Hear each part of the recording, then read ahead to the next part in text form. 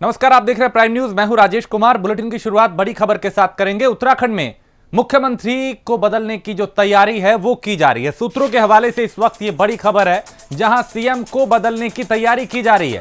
आला कमान ने सीएम त्रिवेंद्र सिंह रावत को दिल्ली बुलाया है और दिल्ली पहुंचे हैं उत्तराखंड के मुख्यमंत्री त्रिवेंद्र सिंह रावत।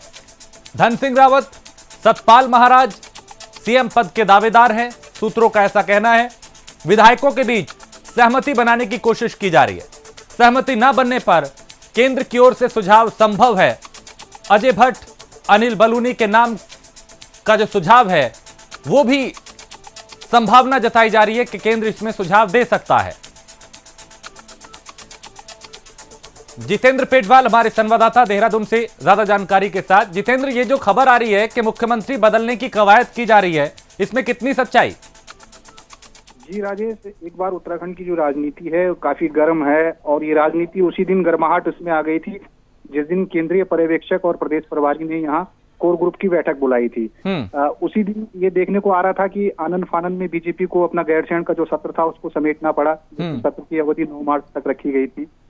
सारे मंत्री और विधायकों ने देहरादून में डेरा डाल दिया था। और वहां भी अगर सूत्रों की बात करें तो काफी हलचल और गर्मा गर्मी उस बैठक में रही, जिसके बाद फिर मुख्यमंत्री को मनाने के लिए मुख्यमंत्री के आवास में कई विधायक और मंत्री लोग गए। केंद्रीय मंत्री रमेश पोखरियाल निशंक भी अचानक देर शाम देहरादून प्लेन से पहुंच गए।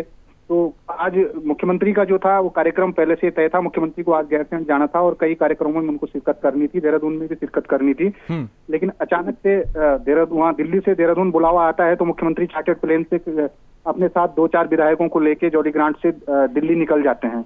ऐसे में चर्चाएं फिर और भी गर्म हो गई कि केंद्र ने नेतृत्व परिवर्तन करने के लिए ही शायद इनको बुलाया गया हो, और ये संभावनाएं भी जताई जा रही हैं कि उत्तराखंड की राजनीति में कुछ। ठीक है, मैं लौटता हूं जितेंद्र। हमारे साथ वीरेंद्र सिंह बिष्ट है, राज्य मंत्री उत्तराखंड के। वीरेंद्र जी, बहुत स्वागत है प्राइम न्यूज में। सर, ये कुछ खबरें चल रही हैं जिसमें कहा जा रहा है कि त्रिवेंद्र सिंह रावत को अब हटाने की तैयारी की जा रही है, कुछ दूसरे नाम का सुझाव दिया जा रहा है, मुख्यमंत्री बदलने की तैयारी है। देखिए, अब ये राजनीति में चर्चाएं रहती है और मीडिया इन चर्चाओं में आनंद लेता है। मीडिया को देखकर भी लोग चर्चाएं करते हैं। ये अब राजनीति में तो आप कयास लगा सकते हैं। अब ये है कि मुख्यमंत्री जी दिल्ली जा रहे हैं, अपने हाईकमान से मिलने जा रहे हैं, अपने नेताओं से मिलने जा रहे हैं। तो इसमें क्या कयास लगाया जा सकता है? ये तो स्वाभाविक प्रक्रिया है कि राज्य का मुख्यमंत्री अपने राज्य के, अपने केंद्र के, प्रदेश केंद्र में जाकर नेताओं से मिलना एक स्वाभाविक प्रक्रिया है। हम लोग राजकाज करते रहते हैं तो राजकाज में चलती रहती है चीजें। जी, तो आप ये कह रहे हैं कि ये एक तरीके से रूटीन मुलाकात है, कोई ऐसी जो सुगबुगाहट है, जो खबरें चल रही हैं उसमें सच्चाई नहीं है? देखिए, कुछ नहीं है, ये मीडिया के ने हाइप किया हुआ है और मीडिया पहले सोशल मीडिया से चला, मीडिया ने हाइप कर दिया है। तो ये मीडिया ने एक चर्चा में लोगों को ला लिया है और लोग इसका चर्चा ले रहे हैं, आनंद भी ले रहे हैं। लेकिन ये पार्टी का केंद्र नेतृत्व ही तय करता है और केंद्र नेतृत्व ने ही उनको यहाँ नेतृत्व दिया है। मुख्यमंत्री के रूप में वो काम कर रहे हैं और उनका 4 साल का जो कार्यक्रम रहा है, उन्होंने जो यहाँ पर नेतृत्व किया है, बहुत ऐतिहासिक रहा है। राज्य में उन्होंने भ्रष्टाचार को खत्म किया, नए नए उन्होंने काम राज्य में शुरू किए, भूतो न भविष्यति, जो पहले कभी नहीं हुआ है। बाकी ये राजनीति में है, हम लोग तो राजनीति में तो राजनीति होगी, कुछ और की उम्मीद तो लगाई नहीं जा सकती है। हाँ, तो वीरेंद्र जी, आप ये कह रहे हैं कि एक तरफ आप ये भी कह रहे हैं कि चूंकि राजनीति है, संभावनाएं कई तरह की होती हैं। हम ये जानना चाहते हैं कि चूंकि 4 साल का लगभग कार्यकाल पूरा सरकार कर चुकी है, क्या आपको नहीं लगता कोई निराशा ऐसी रही, संगठन में कोई नाराजगी रही, विधायकों में कोई नाराजगी रही, नाम को बदलने को लेकर, सीएम को हटाने को लेकर? देखिए, परिवार में रहता है तो परिवार में तो सभी लोगों का भाव रहता है, लेकिन कभी कभी कोई बच्चा नाराज भी होता है, कभी पत्नी भी नाराज हो जाती है, कभी माँ भी नाराज हो जाती है। तो ये परिवार जब चलता है तो परिवार में ये सारी चीजें रहती हैं। हम परिवार को संगठित करके आगे बढ़ते हैं। तो हमारा कोई ऐसा ध्येय नहीं रहता कि हम किसी को वो करें, किसी को आहत दे, किसी का मन दुखाएं। लेकिन राजनीति में करते करते आगे बढ़ना होता है और लक्ष्य सामने होता है।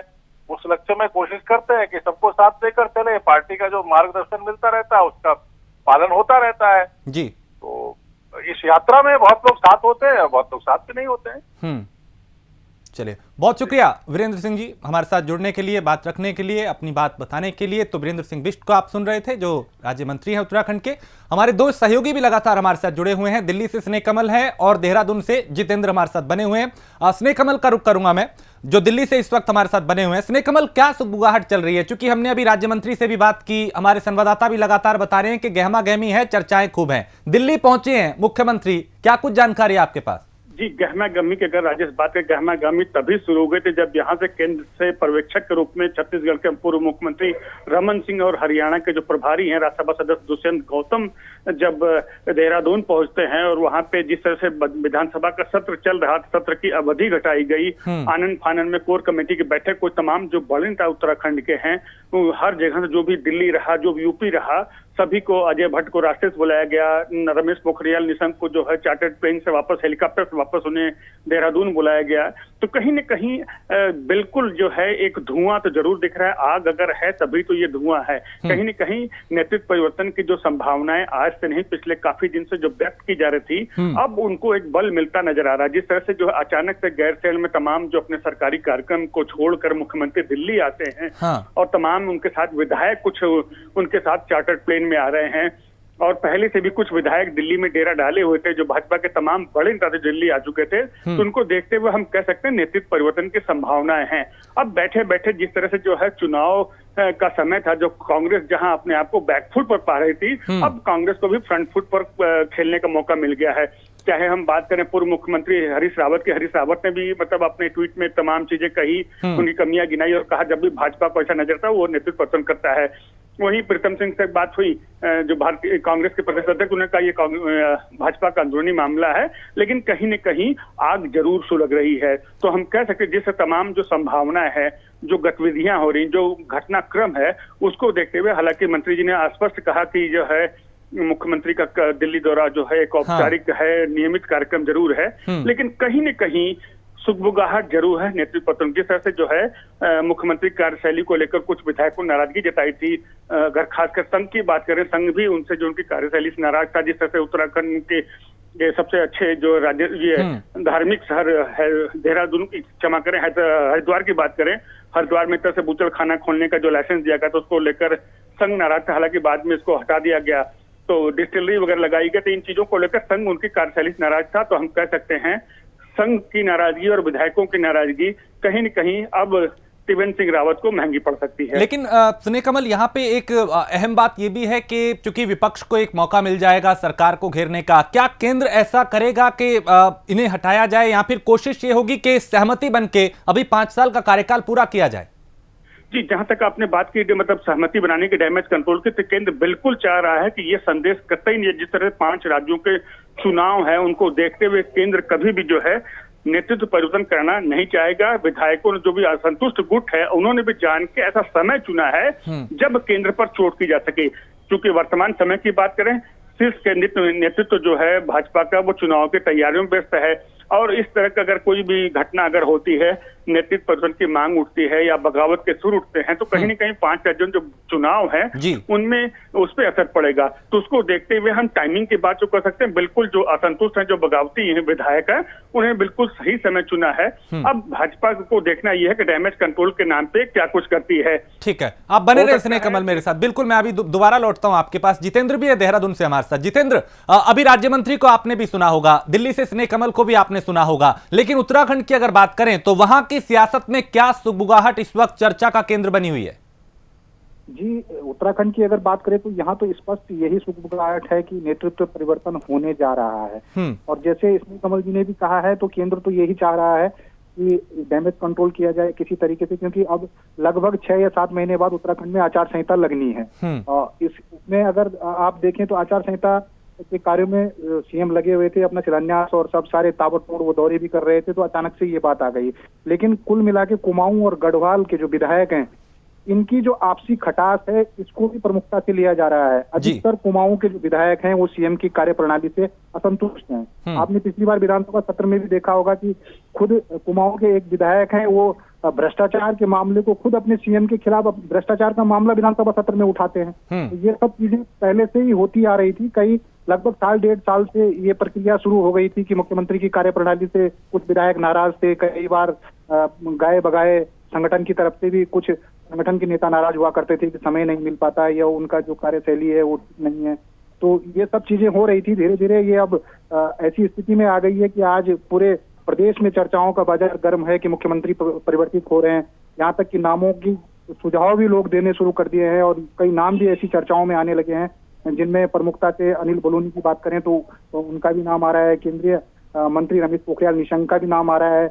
राज्य मंत्री धन सिंह रावत का भी नाम सामने आ रहा है। अजय भट्ट का नाम भी सामने आ रहा है। लेकिन कुल मिला के ये होगा कि अगर कोई सहमति नहीं बन पाएगी तो इसमें पहले विधायकों की राय शुमारी के बाद जो नाम है उनको विधायकों की राय शुमारी के बाद हो सकता है केंद्र भी उसके बाद अपनी कोई सहमति दे।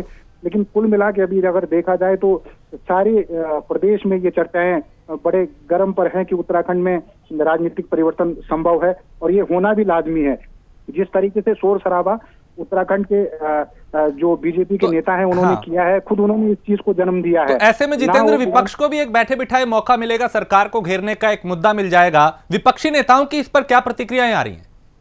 जी, खास तौर पर देखें तो विपक्ष को तो मुद्दा मिल ही गया है। विपक्ष तो पहले से ही कहता आ रहा है कि बीजेपी की ये एक कार्यशैली हो गई है।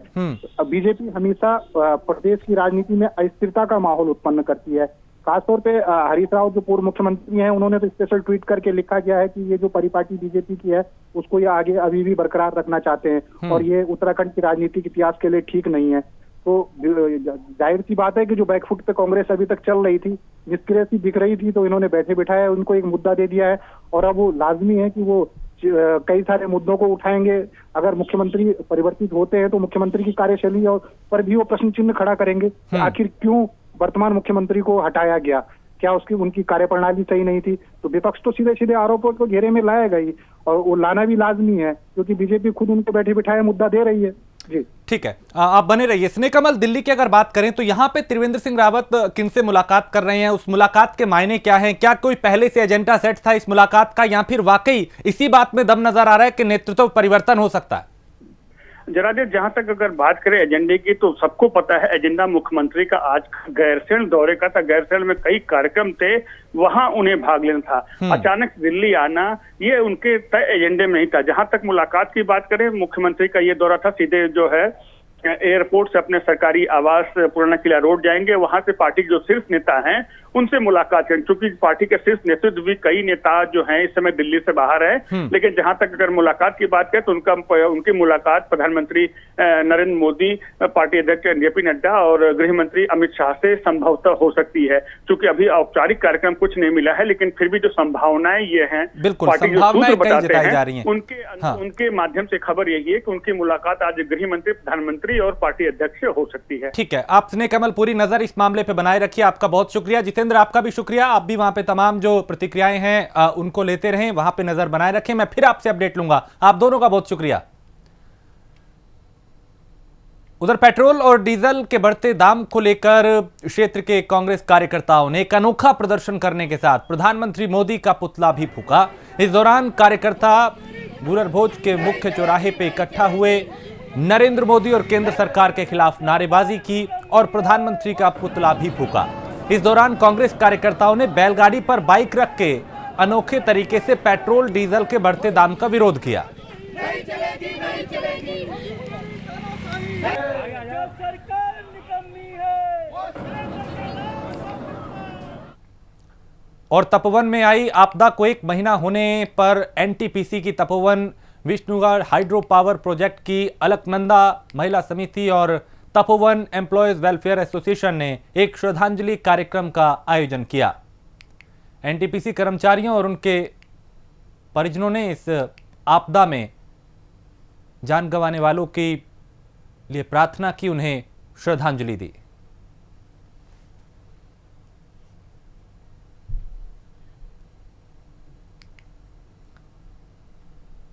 और कुंभ की पेशवाई निकलने का सिलसिला जो है वो जारी है। इस क्रम में श्री पंचायती महानिर्वाणी अखाड़े की पेशवाई निकाली गई और श्री शंभू पंचायती अठल अखाड़े की पेशवाई मंगलवार को निकाली जाएगी। दोनों पेशवाई कनखल से ही निकाली जाएंगी। वहीं दोनों पेशवाइयों को लेकर मेला प्रशासन की तरफ से तैयारियां पुख्ता की गई हैं।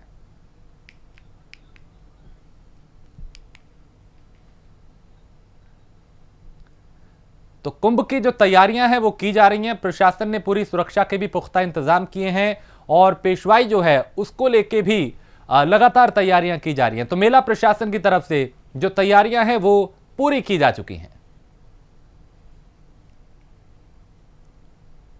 और बेटियां भी बेटों से कम नहीं होती, इस स्लोगन का सार्थक कर दिखाया है मंगलोर के छोटे से गांव हरचंदपुर निजामपुर की दिव्यांग संगीता और बीना ने। दोनों सगी बहनों ने जवान भाई की मौत के बाद परिवार की जिम्मेदारियां अपने कंधों पर ली।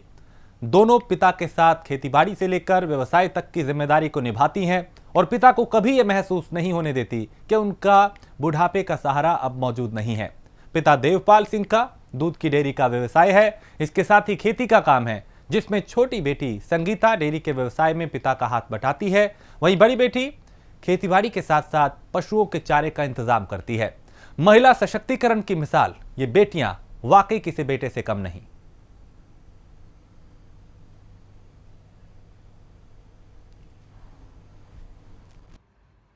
मेरे 4 बच्चे हैं, 4 लड़की हैं, 1 लड़का है, वो छोटा है। 2 बच्चों की शादी हुई, 1 दोहती आई हुई है। यश विकलांग की सेफ्टी में रहा हर वक्त और जी पढ़ने लिखने में पूरी हिदायत करो। और पूरा घर हो मुझे, पर मतलब पूरा घर चला रखा है ना। एक खेती संभाल ली, एक मेरे व्यवसाय में लगी हुई है, पेमेंट लेना, दूसरी कोई वाहनी काश्तकारी का जो भी काम है काश्तकारी का करे कि मेरे व्यापार में सहायता करे सब। पौड़ी में संपन्न हुए व्यापार संघ चुनाव में अध्यक्ष पद पर महेंद्र सिंह नेगी ने विजय हासिल की है। वहीं कोषाध्यक्ष पद पर कुलदीप गुसाई विजयी रहे, जबकि सचिव पद पर देवेंद्र सिंह राघव निर्विरोध चुने गए। विजयी हुए प्रत्याशियों ने जमकर जश्न मनाया, कहीं पे आतिशबाजी हुई, कहीं पे मिठाइयां बांटी गई। तो व्यापार संघ के चुनाव के जो परिणाम है वो घोषित किए गए। अध्यक्ष पद पर हेमेंद्र नेगी चुने गए। विजयी प्रत्याशियों ने यहां पे जश्न मनाया, आतिशबाजी की, मिठाइयां बांटी।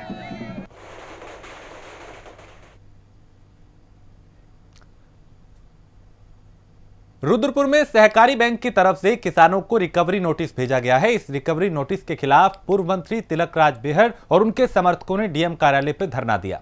इस दौरान एसडीएम और तहसीलदार ने लोगों को समझाने की कोशिश की, लेकिन प्रदर्शन कर रहे लोगों ने किसी भी तरह की बात सुनने से इनकार कर दिया। लोगों का आरोप है कि बीजेपी सरकार के इशारे पर बैंक ने किसानों को नोटिस भेजा है, जबकि असल में डीएम को रिकवरी करने का आदेश देना होता है। इन लोगों ने आरोप लगाया कि सरकार ने अब तक गन्ने और धान का भुगतान नहीं किया, तो किसानों से रिकवरी क्यों की जा रही है।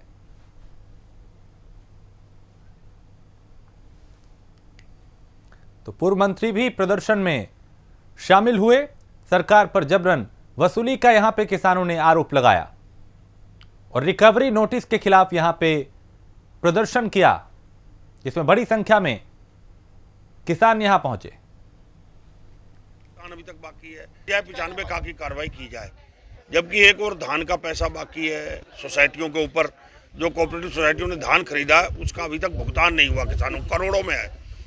ऐसे ही गन्ने का भुगतान अभी तक बाकी है। जब सरकार पैसे नहीं दे रही तो सरकार को आरसी काटने का कहाँ अधिकार है, किसने अधिकार दिया है? तो ये सरकार बहरी हो गई है, गूंगी हो गई है। सरकार के जाने के दिन आ गए हैं। ये सरकार के इशारे पर जानबूझ के किसान का उत्पीड़न हो रहा है, क्योंकि किसान आंदोलन कर रहा है पूरे देश भर में, तो किसानों को उत्पीड़न करके किसानों को दबाना चाहते हैं, इसलिए आरसी काट रहे हैं। तो आरसी काटने के आदेश वापस ले कोऑपरेटिव विभाग, इसलिए हम आज धरने पर बैठे। अंतर्राष्ट्रीय महिला दिवस के मौके पर सहकारिता मंत्री धन सिंह रावत गैरसैंण पहुंचे। यहां उन्होंने राजकीय इंटर कॉलेज के खेल मैदान में एक कार्यक्रम में हिस्सा लिया। बीजेपी कार्यकर्ताओं ने फूल मालाओं से उनका स्वागत किया। इस बीच राज्य महिला आयोग की अध्यक्ष विजय बर्थवाल भी गैरसैंण पहुंची। कार्यक्रम में महिला समूह सांस्कृतिक कार्यक्रमों का आयोजन उनके जरिए किया गया। बड़ी संख्या में यहाँ पे महिलाएं पहुंची। अलग अलग तरह के कई कार्यक्रमों का आयोजन भी किया गया।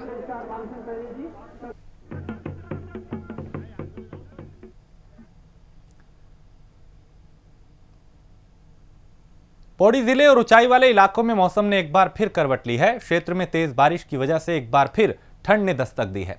जहां एक तरफ लोग ठंड से राहत महसूस करने लगे थे, अब फिर मौसम ने करवट ली है और कई जगह तापमान में गिरावट दर्ज की गई है।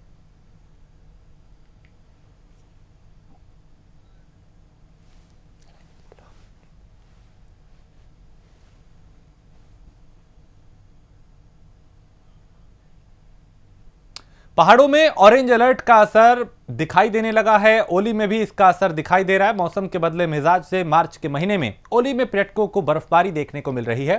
सुबह से ओली में हिमपात होने से यहां भी बर्फ की सफेद चादर बिछ गई है। बादलों के आगोश में घिरा पर्यटन स्थल ओली बर्फबारी के बाद बेहद खूबसूरत दिखाई दे रहा है और इस बदलते मौसम का, इस बर्फबारी का जो पर्यटक है वो यहां पे लुत्फ उठाते हुए नजर आ रहे हैं।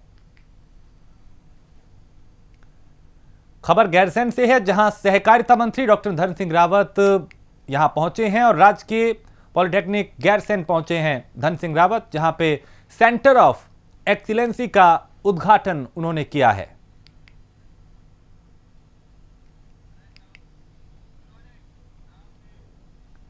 और इसी के साथ इस बुलेटिन में फिलहाल इतना ही। देश प्रदेश की बाकी खबरों के लिए आप देखते रहिए प्राइम न्यूज।